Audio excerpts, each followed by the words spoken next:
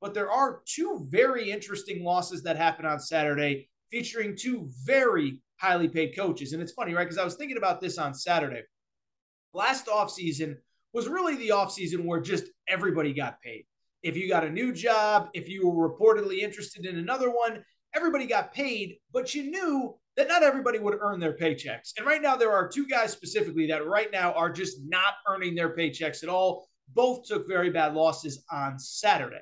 The first one, Mario Cristobal signs a 10-year, $80 million contract to return to Miami. Just one problem. As through 4 weeks, he's 2-2, coming off a 45-31 loss to Middle Tennessee State. And also Mel Tucker, who got a 10-year, $95 million guaranteed contract. He took a 34-7 loss to Minnesota to fall to 2-2 on the year as well. And so I want to talk about both of them. I'm not going to do the which one is worse. I will tell you, I do think one loss is definitively worse, and it might not be the one that you think. But let's get into the two of them. Let me just talk big picture.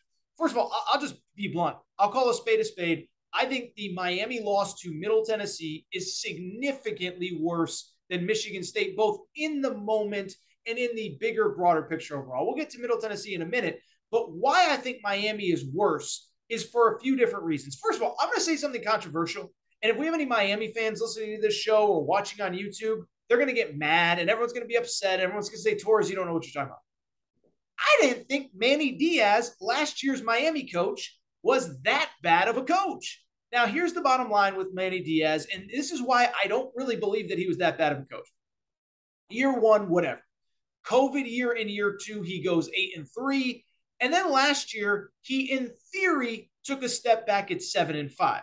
But if you actually look at the win-loss record, how it all went down, yes, they went 7-5, but week one, they lost to Alabama. Week three, they lost to Michigan State, which in hindsight wasn't a bad loss because Michigan State, ironically, who we're going to talk about in a minute, won 11 games. But then after that, there are three losses. This is who Miami lost to last year. Virginia by 2, UNC by 3, Florida State by 3. And one of those games, the Virginia game, they missed a field goal as time expired that would have won them the game.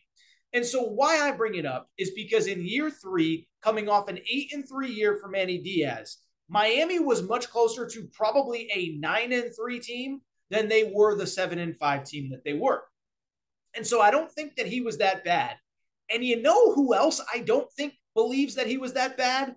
The Miami administration. And you know why I feel that way? Do you remember all of the craziness that resulted in Manny Diaz getting fired and Mario Cristobal getting hired for this job? And I'm just going to give the quick backstory because I do think it's important here. But early in the season, Miami struggled off that loss to Alabama. And I think it was the following week, College Game Day is talking about the University of Miami, and Kirk Herbstreit just goes off. And this is not a Kirk Herbstreit criticism. I think he was probably right. And he just says, look, Miami's not committed. They're not committed the way that SEC schools are, the way that Big Ten schools are, and until they start committing financially to the coaching staff, to the resources, to the facilities, they are not going to get back to the top of college football.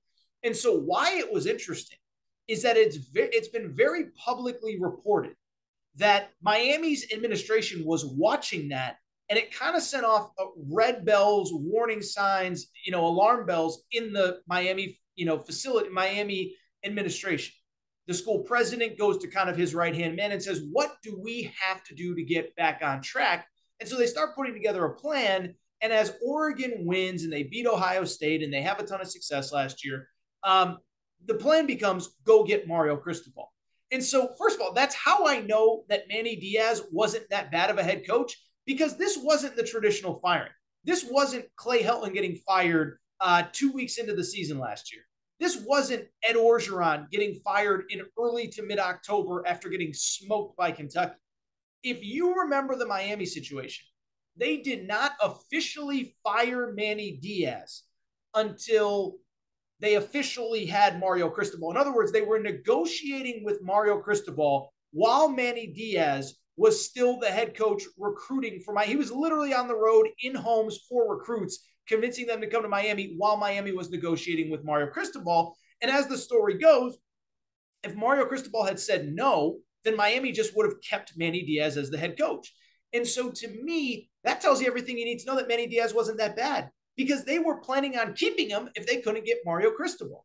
And so, first off, I don't think Manny Diaz was that bad. So that plays into part of why I think the Miami loss was so bad on Saturday, because if Kirk Herbstreit just hadn't said what he said, Manny Diaz is probably back for year 4 off an 8-3 and then a 7-5 season with all of his players trying to figure out if he is the guy. And this is kind of the year where you would figure out, is Manny Diaz the guy? Is he not?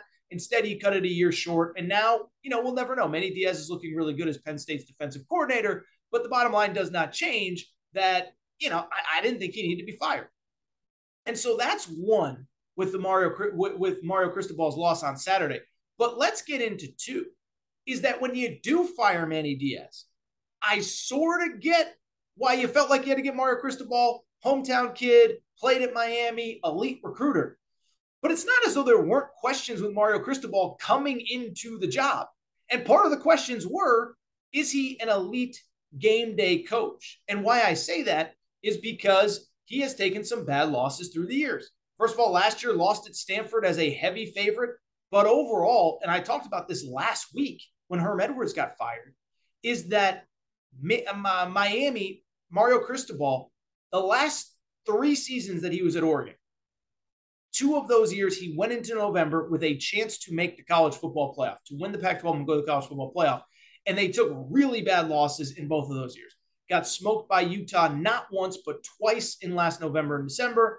And in 2019, had a guy named Justin Herbert and got destroyed by Herm Edwards in Arizona State in Tempe. And so I never really was a believer that, like, Manny Diaz, you got to fire Manny Diaz to bring in Mario Cristobal. He's not Nick Saban. He's not whoever. But now you have him, and you're starting to see some of the concerns. First of all, the play calling was suspect against Texas A&M. And then Saturday, they just flat out didn't show up against Middle Tennessee State. And I think the biggest concern, if I was a Miami fan, I'll be honest, you know what the biggest concern is that Mario Cristobal, in theory, inherited one thing that he couldn't screw up, right? You could talk about this is a problem, that's a problem, this needs to be fixed, that needs to be fixed. He inherited what we thought was a first-round draft pick in Tyler Van Dyke at quarterback. Just one problem, Tyler Van Dyke got benched on Saturday because he was so bad against Middle Tennessee State. Right now, Tyler Van Dyke is completing 59% of his passes, 4 touchdowns, 3 interceptions. Last year, he threw for 25 touchdowns and 6 interceptions. So in less than 4 games, he's thrown half as many interceptions as he did in 8 or 9 games a year ago. And so if I'm Miami, I'm not going to lie, I'm a little bit concerned. Now, it's not to say that they're going to be terrible. It's not to say that they're never going to win anything and they're going to fire Mario Cristobal in 3 years. But at the same time, I do think it's worth noting, one, the schedule ain't easy. North Carolina comes to town this week. Now, North Carolina, 2 weeks from now, they have a bye this week. North Carolina can put up points. Florida State later in the year, and this is the year they get Clemson. So I'd be a little bit worried if I'm Miami. And in the bigger picture, I think it just comes down to, did you fire, a B coach to get maybe a B plus coach that's ultimately not going to get you over the top? I think that's a serious question and a serious concern. I think it's worth monitoring going forward.